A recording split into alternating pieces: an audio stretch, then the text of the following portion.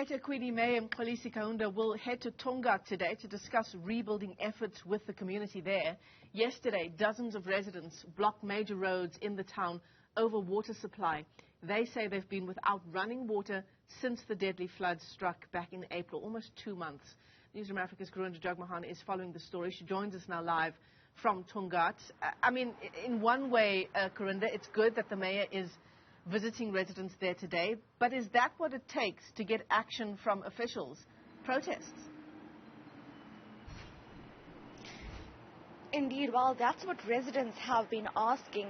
The protest we saw yesterday, wherein residents blocked major entrances and exits to and around Tongaat, was the second of their major protests. And you heard that even within the town, there were also protests ongoing. The residents say they've not had running water for more than 50 days.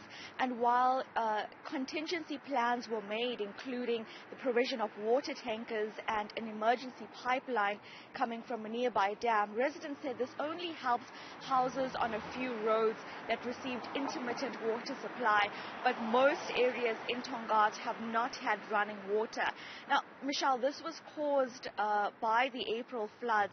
The floods or torrential rain and mudslides had completely damaged infrastructure at the Tongaat water treatment works, to the point where the mayor said it would take up to 6 months to repair and residents would be without water for that time.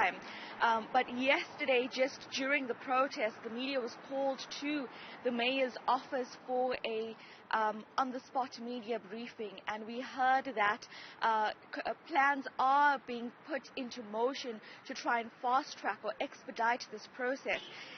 He says that the road going to the water treatment works was also damaged, and that road belongs to the private company Tongaat Hewlett's, which is in the process of fixing the road so that contractors can start repairs. And today in Tongaat, the mayor is going to introduce this contractor to the community, who is expected to start the repairs at the water treatment works and finish it in 4 months. So hopefully by the end of September is when residents could see running water again. Many people have complained about water tankers not coming frequently enough, or even in some cases coming with an empty tank.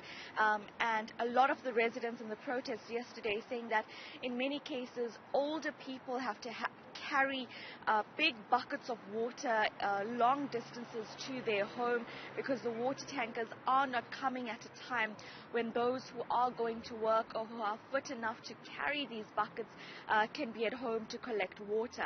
So these are among the smaller issues in the community that has led to this massive protest of basically residents who cannot withstand not having water for this extended period of time. Who among us can withstand not having running water for 2 months, Karinda? So the timeline has now been set by the mayor and the other people involved in reconstruction programs. It's 4 months.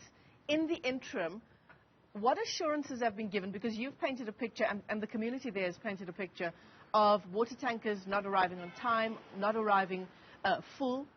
In the interim, can people be assured that they will have easy access to water while these repairs take place? Indeed, these are questions that are expected to be asked to the mayor, put forward to the mayor today when he meets with the residents at the Tongaat Town Hall. Now, yesterday the mayor did indicate that 27 water tankers were going around Tongaat to deliver water, but the reaction from the residents were that they weren't seeing this number of water tankers, and again complaining about the fact that the water tankers have not been coming frequently enough to their community, or sometimes even with empty tanks. Another issue they've spoken about is the lack of oversight by their councillor, a DA member, Jeff Pullen. What residents have complained is that he has not been coming to the community constantly to hear their pleas. In fact, some of them saying that on Monday, when they first protested, was the first time they had seen the councillor in their community. So a lot of the residents also asking eThekwini to step in there. Of course, we expect to hear a response from the councillor himself. And one resident, interestingly enough, saying that the DA leader, John Steenhuisen, must come down to actually intervene in why his members, this councillor, is not actually conducting business or conducting oversight for the community in the manner that he's supposed to. But the eThekwini mayor did say that those councillors or those residents who are having issues in their community with councillors and provision of water tankers need to lay these complaints directly to the municipality so they can intervene. We're going to see how this meeting is actually undertaken between residents and the mayor today, because on the ground, Michelle, residents are extremely angry about their current situation. So, Karinda, Jagmohan, thanks very much indeed for that update, and of course that visit by the eThekwini Mayor Mxolisi Kaunda, you'll be tracking that for us as well.